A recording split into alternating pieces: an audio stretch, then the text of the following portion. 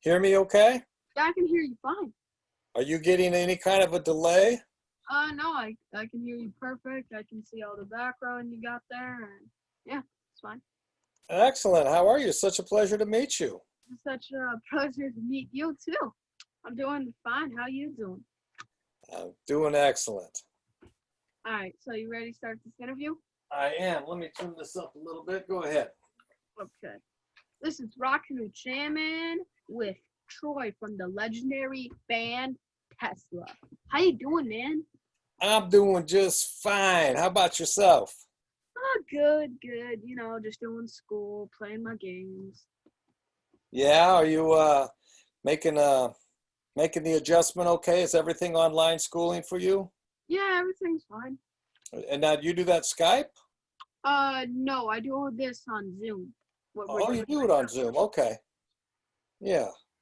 But Yeah, it's sorry about the mix up there. I had a little problem with the Skype thing. I couldn't get it to work, so thank you for your patience. yeah, this is a different account because my real name is Ramsey. So this is just a different account that I made. Excellent. Well, your room looks pretty cool. Thank you. So you got some cool stuff back there. Yes, I got okay stuff. How has quarantine treated you? Well, I mean, Tesla's been touring really heavily for the last 20 years. So because of that, having this break has been a pretty good deal for me. So the breaks actually worked out pretty good. I've been able to get my studio up and running and take care of a lot of personal stuff here at the house, which would have actually, I kind of forwarded myself with a lot of the things I wanted to get done this year. So having the time off has been great. Actually, it's worked out pretty good for me. I can see why, because you're a pretty big band, and then you got to be like, oh no, oh God, I got to do this one, got to do this one, got to do that one, I got to go that one, I got to go to a different country now. Yeah, I guess we do some of that. It's kind of like, just like you said, exactly like that. Now I got a question for you. How long have you been doing this? And 1 month. just a month, huh? So how many guests have you had so far? I had Bumblefoot. I had Joe Scott Soto. Right. Scott Soto, and I got Green Jello. Right. Nice. 15. Wow, you've done quite a few. Are you enjoying it? Yeah, it's fun. I like doing it. Now, what made you get into it? Well, see, we're in this big quarantine, so I couldn't just be doing school all day and just playing games. So I started to do this, and it's fun, really fun. It looks like you're having a great time with it. Yeah.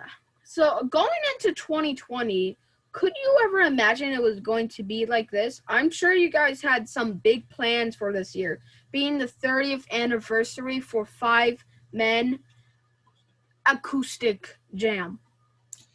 You're absolutely correct. We did have some big plans this year.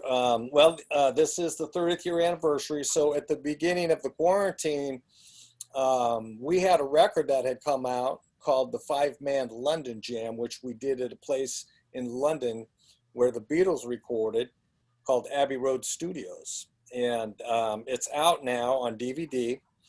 It's turned out really great, but not a lot of people know about it. We weren't able to promote it at all. And the touring this year, yeah, we had a pretty big tour this year with Alice Cooper, which we were looking forward to doing. So that all got put on hold, and I haven't heard anything at all about what's going to happen for next year. So as of right now, there's no plans to even go back out on the road at this time. What was it like at Abbey Road? Abbey Road. Abbey Road was phenomenal. It was so cool because, like, you ever hear that band called the Beatles? Oh yes, Beatles. Yeah. Yeah, She Loves You. Yeah, right? I Yeah. Want to Hold Your Hand, and all them cool songs. So back when I was young, like you, that was one of the bands I was, introduced to. So it was quite honor, and the studio itself was very, very cool just um, to be able to spend a day there recording. And it was kind of an accident. We were going to London to play the Download Festival, which is a big concert of about 100,000 people. And we just stopped there the day before, and we went in and recorded a live show, and it came out wonderful. So you guys now you guys started in the 80s. How did you how did you guys not how did you guys avoid putting on makeup and becoming a hair band? How did you avoid that? You know, well, first of all, it wasn't in our makeup, no pun intended. um, Let me tell you a little story, Jam. It was pretty cool. The very first video we made was a song called Modern Day Cowboy. And back then, you had a lot of the glam bands, with the makeup, and there was quite a bit going on with spandex back in the 80s. And they rolled in this cart. It was like a portable closet thing, and they had all these clothes, and a lot of it was clothes like you saw in the 80s, and a lot of spandex. And we just kind of looked at it, and we just said, no, I don't think so, because that's not who we are. We're just kind of a jeans and t-shirt band, and that's kind of what we did, and that's kind of how we avoided it. And we just always kind of related to the music more than what we looked like. And it probably costed us a lot of covers of magazines, because if you were a real glam band, there was a lot of covers to be had. And we were kind of a faceless band back in the day. But fast forward 30 plus years, and I think it's worked out pretty damn good for us. Pretty darn good. How about that? Okay. Was any other bands were like, you disgust me? Yeah. You have destroyed the prophecy. You should have become a makeup and a hairband. You should have not done that. You shall now die. Wow, that's pretty heavy, James. I'm thankful that we didn't die. We're still alive on the vine. But there are bands that did die on the vine, and we're not one of them. So I'm very grateful for that.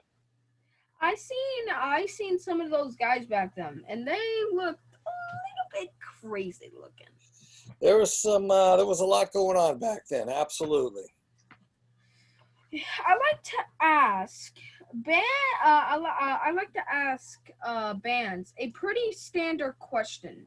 What was it like to hear yourself on the radio? But I want to switch but I want to switch it up a bit. What was it like the first time you heard yourself on a classic rock radio station?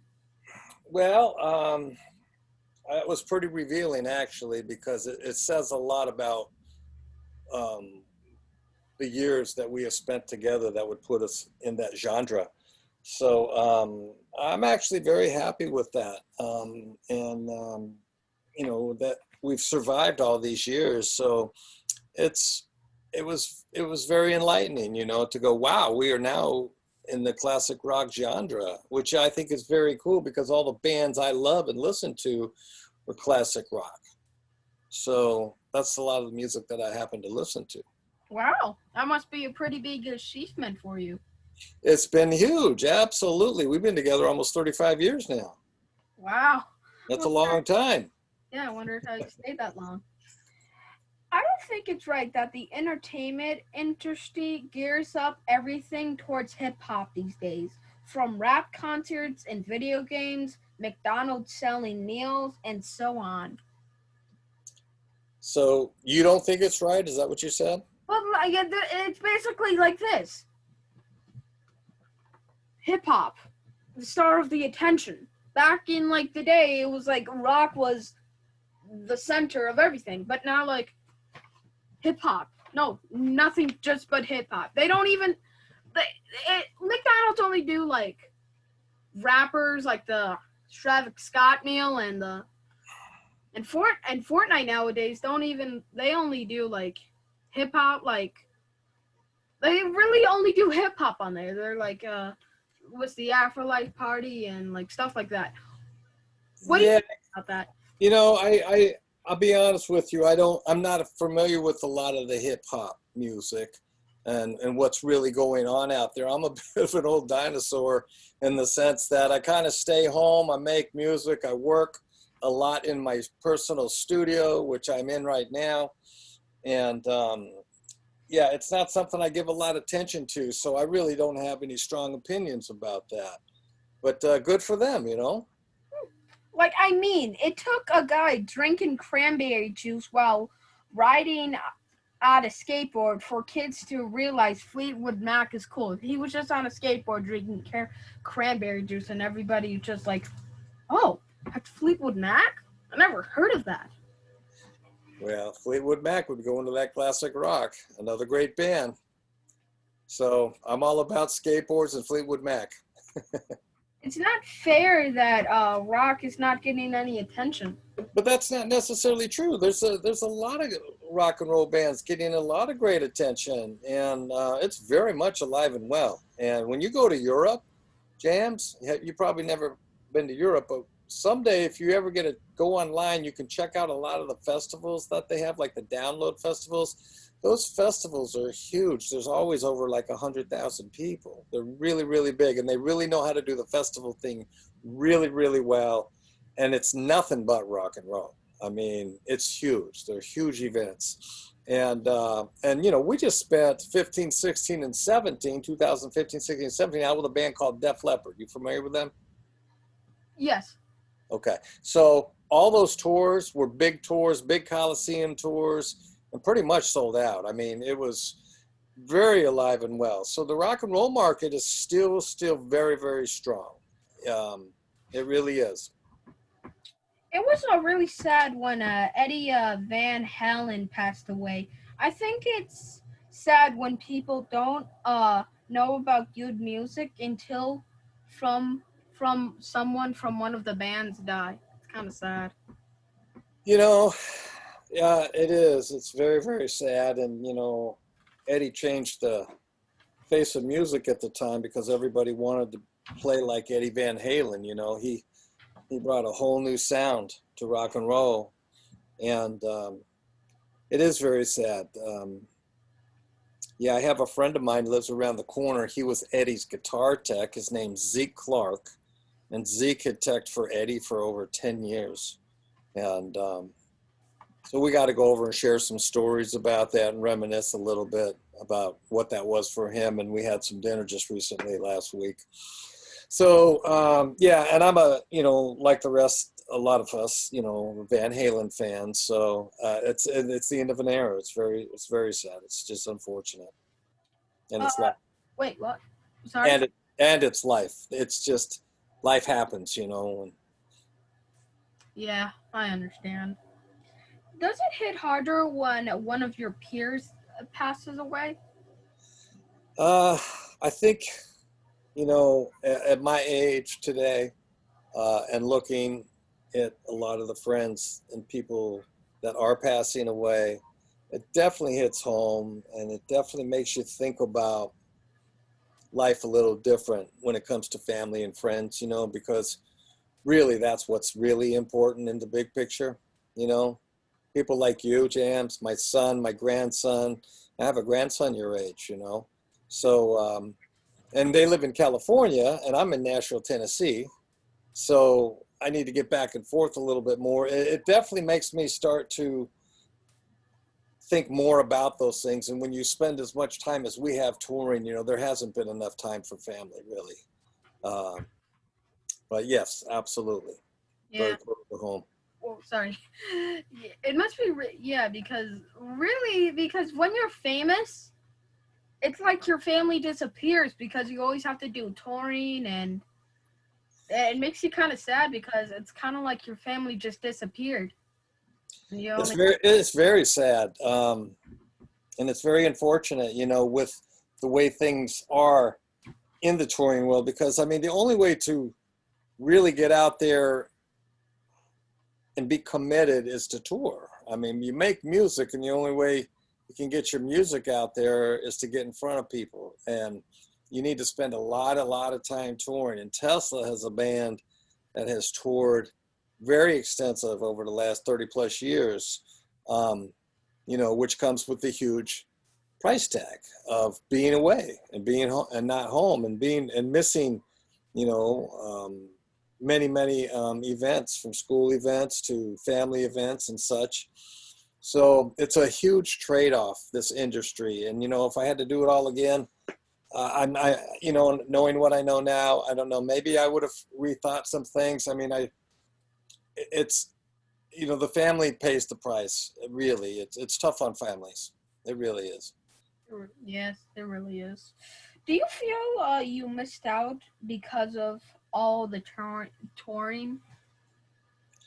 Absolutely. One of the saddest stories that comes with my story is when I was 23 years old, my wife was pregnant with my son, and we were going to record locally in the Bay Area where I was living. And at the last minute, we ended up going to Dorville, Georgia. So the band picked up and moved, just waiting, thinking my wife would have had my son, which didn't happen. And they waited for me, and I finally had to get on a plane and go to Georgia to record my first record when I was young. And the unfortunate part of that was my son was born while I was gone. And that wasn't in the cards at the time. I was supposed to be home, and we would have been able to share in that. And, I always tell the story about people that want to be in the music business. It was like one of the great sacrifices that I don't get that back, and there were many sacrifices after that. And that's just the state of the business that we cater to, and when you're in a band like myself, I have to show up with the band, and quite honestly, they don't wait and plan their tours around family events. It just doesn't happen that way. They book the tour, and then things happen, and you go, and you're committed, and you're gone. And back then, when we would tour, we'd go out for 4 or 5 months at a time. So, but yeah, there's definitely some regrets I have in regards to that. Great question. I've seen you guys keep busy during lockdown with your home-to-home show that you do. Yeah, that was one of the things that happened, that was really nice. because my studio probably wouldn't have been finished right now, because I was in the middle of working on things. But right when COVID hit, I thought, well, I'm going to get busy and get working on things. And the next thing I know, the band, Frank sent me a guitar track that he had recorded for the home to home, and I had my drums set up, and it was the first thing that I did in my studio was the Tesla stuff, and it was great. I got to kind of put the studio to the test and do some recording, and since then I've done a lot of work for a lot of people. So yeah, that's about all that we have done. I'm curious to see what our next move is. Yeah, did you guys write any new music during lockdown? No, we haven't even been together. I'm sure there's probably some ideas and some things happening, but because we put out a record called Shock last year, and then with the 5-man London Jam that we just put out, and with COVID hit, and I seriously doubt that there's been a lot of thoughts about writing. But Frankie always has thoughts and ideas, so who knows, he might have some thoughts and ideas, and he could call me and say, hey, I got a new song, let's record it next week. You never know. Yeah, you really never know. It could be like, sorry, my bad. I know you guys just put out a Shock last year. Mm-hmm. When writing new music, is it hard? Well, Tesla's a band that's been pretty prolific when it comes to writing and putting new music out. And thank goodness that everybody in the band has thoughts and ideas about writing. I don't know that it's so much hard. It's just a commitment and a body of time that you have to allocate to getting the work done and getting the records recorded. Oh, sorry. I have another one of these to do in 15 minutes. Oh, So, you know who Rich Redmond is? I'll have to hook you up with Rich. okay. Rich is a wonderful, amazing human being, first and foremost, an amazing drummer and a super, super talent. And I'm doing the Rich Redmond show. He's a drummer for the band Jason Aldean. So I'll make a connection for the two of you if you'd like that, but that's what I'm doing in 15 minutes with Rich. But back to I'm sorry, I forgot what the question was. Yeah, I would like that, having like a little interview tour with like a other guy. And Yeah, yeah, he's a country guy, but he's fantastic. wait. I'm sorry if I got lost on the question there. I don't remember what the last question was. We were talking about that alarm kind of threw me off. Chicken in the road. Squirrel. What I mean is, do you try and keep your old sound or adapt to what music is like now? Well, great question. You know, Tesla has never been a band to chase what's happening, but I do think it's important that you acknowledge when we got back together in 2000, October 2000, you know, we didn't put out a new record with new music. It was almost, 9 years later. And at the time, we kind of did change the sound a little bit, but it was still Tesla. It was produced by ourselves as a record called Into the Now.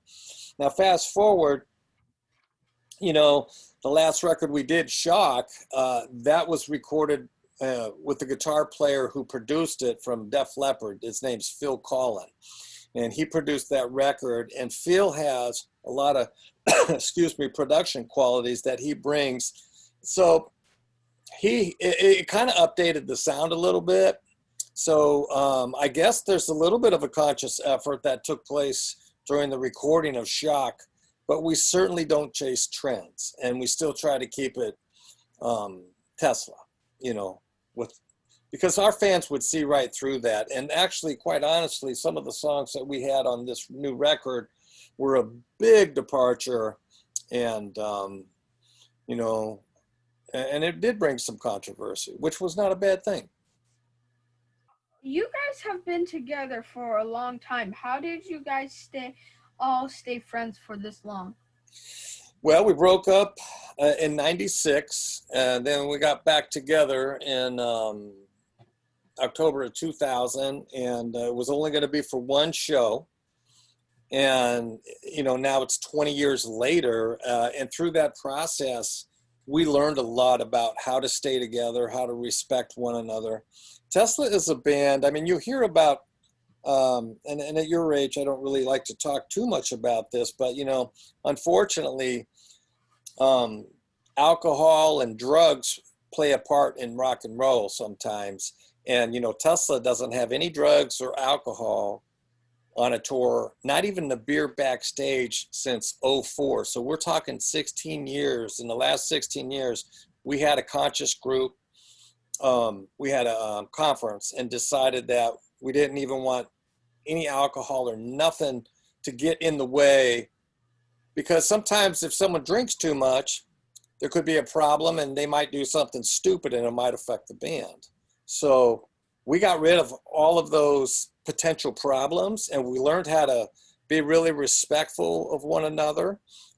35 years is a long time for a band to stay together. We have 4 out of the 5 original members in the band, and it's a tough thing to do.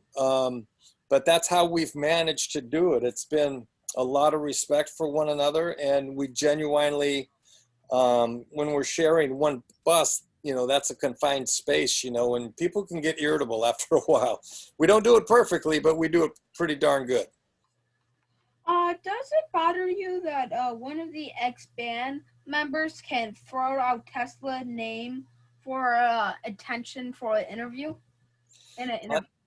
Tommy? No, Tommy, I'm wishing Tommy well, and we were just talking about some of the things that breaks up bands, and that was unfortunate because that's really what took Tommy out of the band at the time. There was just some problems that he had to figure out, and I think he's doing really well now, and he's got a new band. So, and he's got to promote his band, and he was 1/5 of the band at the time, and he wrote great songs in Tesla.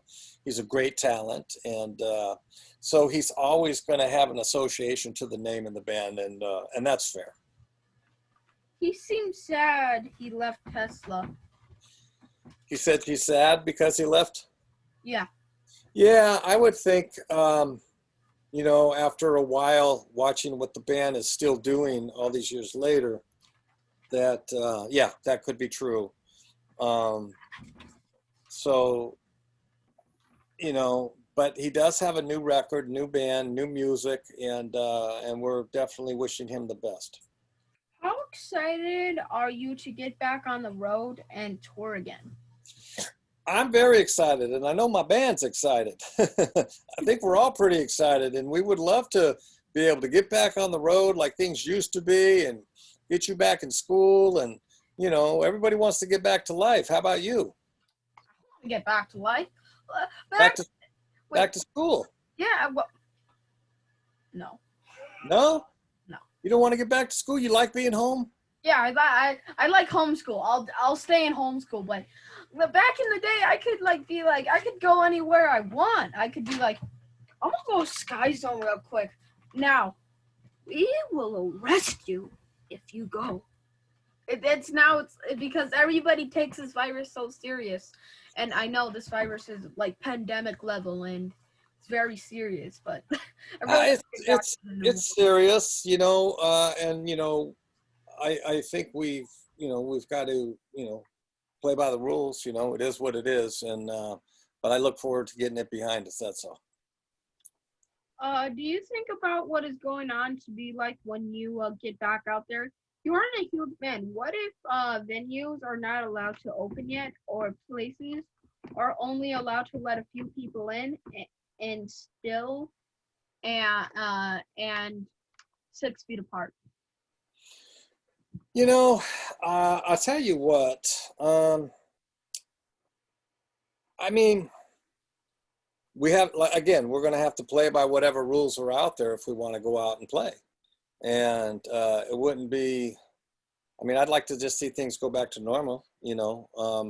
But at the same time, I'd like to get out and play. And if that's what it is, and that's what it is, and if that's what makes most sense for the public and everybody to be comfortable and be cognizant, that's fine. I'm good with that.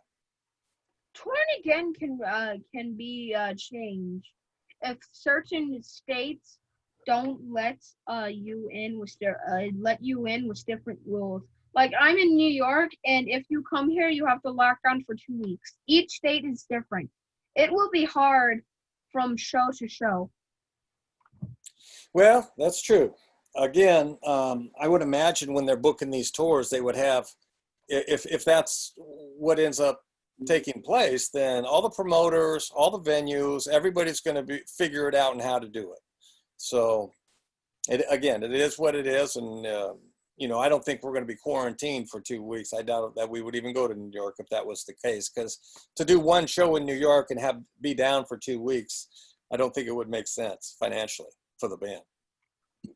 Do you think meet and greets will be a thing of the past for a while? Possibly. What was the most memorable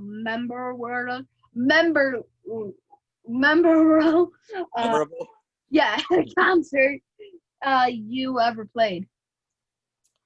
You know, Tesla back in the day, we've done a lot of amazing shows. But the one thing I think about in our heyday, back in probably 90 or 91, we were headlining arenas, and we did 2 sold out shows at Red Rocks in Denver, Colorado.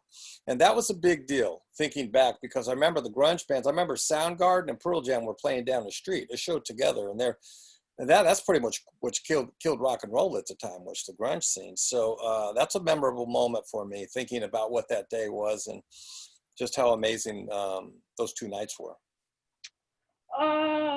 Out of all the bands out there, what bands do you think will last 30 years or 40 years to be classic rockers? Wow. Well, obviously, I mean, the Foo Fighters for sure. I mean, they're not too far behind us, but wow. You know, when it comes to rock and roll bands, and there's so many different genres of music. That's a good question. I guess that remains to be seen, and I don't have an answer for that. And I'm really sorry, but I have to, unfortunately, I'm going to have to wrap up because in 5 minutes, I'm sorry we couldn't get started earlier today, um, but I don't have a lot of time. I have to jump on another Zoom in 5 minutes. So you have any thoughts around that?